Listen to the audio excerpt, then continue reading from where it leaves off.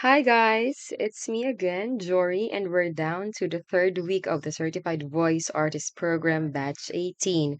So with the week 3, we had a very fun and very fruitful and as well very impressive week 3 session that we had with our trainers. So in the morning, Miss Janine Rocco told us and taught us about how to properly train and to take care of our voices, which is, I think, very significant for us aspiring certified voice artists and for all artists out there to really learn how to properly train and to take care of our voices since eto nga yung puhunan natin, itong mga bosses natin. So, with her discussion, she told us how to train our voices through practicing and practicing and practicing to never get tired of practicing, through recording ourselves, and to get used to hearing and listening to our voices, through doing plenty of recordings as much as possible, and also to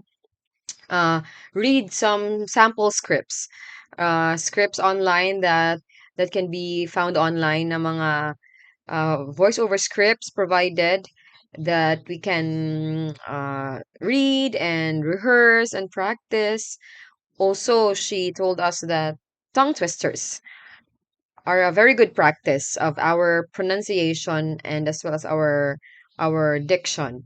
So with Miss Janine Rocco, it was such a wonderful opportunity to have heard and listened to the voice, the golden voice behind so many advertisements already that we have watched and we have heard, may it be on television or online through YouTube.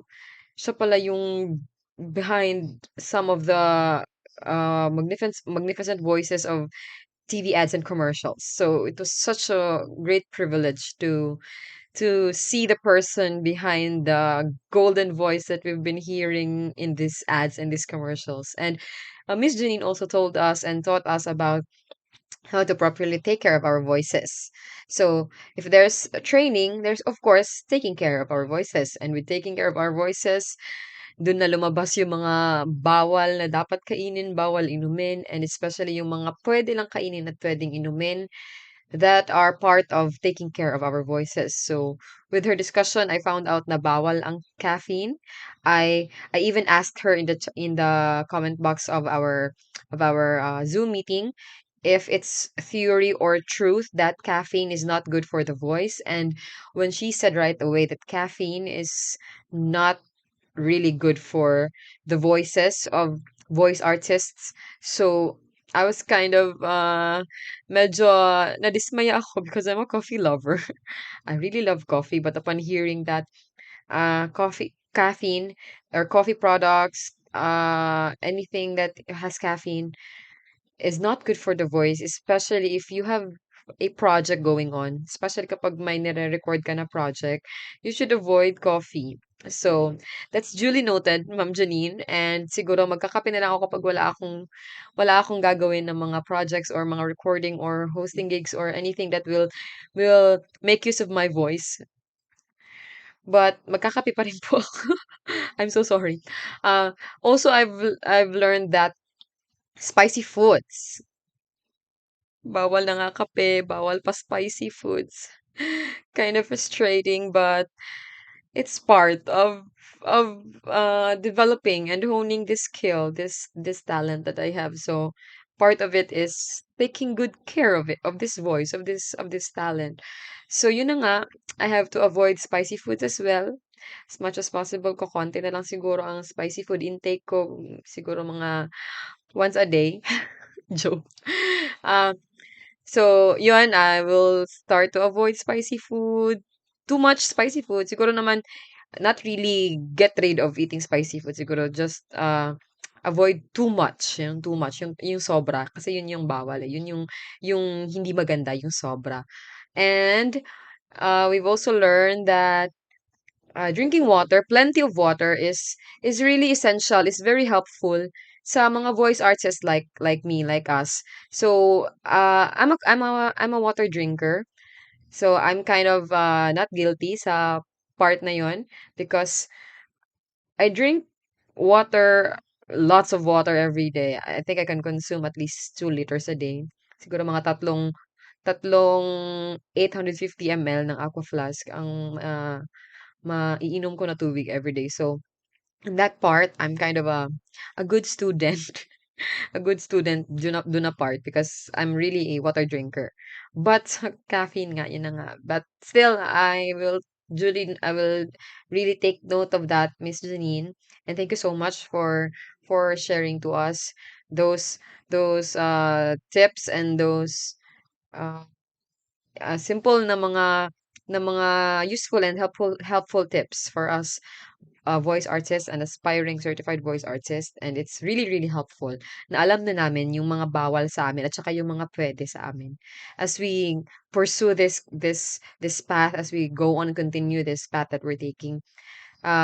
It's good to know that there are things that have really to be sacrificed, to be compromised for the sake of our good, as well as we have this only voice, one voice lang meron tayo.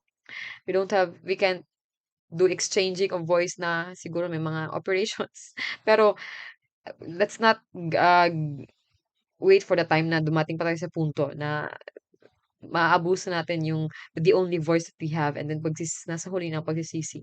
So as early as possible, let's avoid everything that's not good for us. So in the afternoon naman, we were we were taught about voice acting and dubbing with the very impressive Sir Patrick Clark, who for almost 2 hours spoke hundreds of characters, showcased hundreds of characters in just a span of almost 2 hours.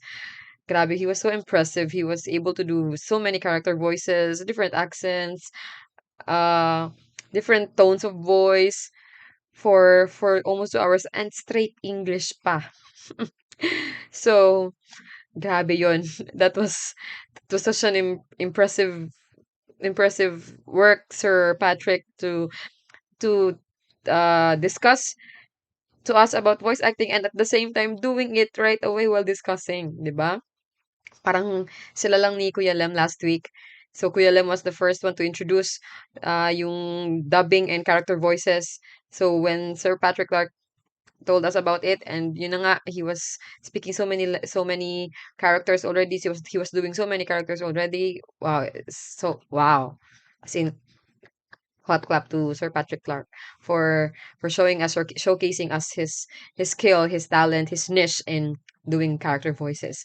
And last but not the least, Sir Boggs naman, Direct Boggs, who gave us the etiquettes, told us the etiquettes about voice acting and dubbing, especially pag nasa studio na, kasi nga director siya ng mga projects who involve dubbing and voice acting. So he told us of what's happening and what's going on inside the studio, ano ang mga dapat gawin at mga dapat hindi gawin sa loob ng studio as a voice actors, especially pag dubbing is going on and recording is going on. So one thing that I will not really forget from Direct Bog's discussion, yung sinabi niya na you don't get to choose a voice that suits you or is comfortable for you.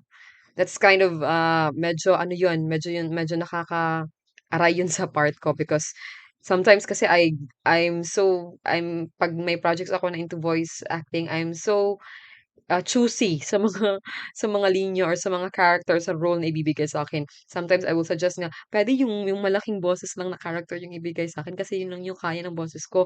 But Sir Boggs, Direct Boggs told us na you don't get to choose the voice that suits you or is comfortable for you. Kapag binigyan ka ng project, binigyan ka ng task, ng assignment to record something, and it's not the character that you have to record is not really fit or suitable sa kinalakhang boses, sa innate or natural voice mo, you have to go out of your comfort zone to learn how to expand your field, your skills in voice acting and dubbing. So that was an eye opener for me as well, na tama nga no, why do we can choose to we can choose voices for us na yung suitable sa atin.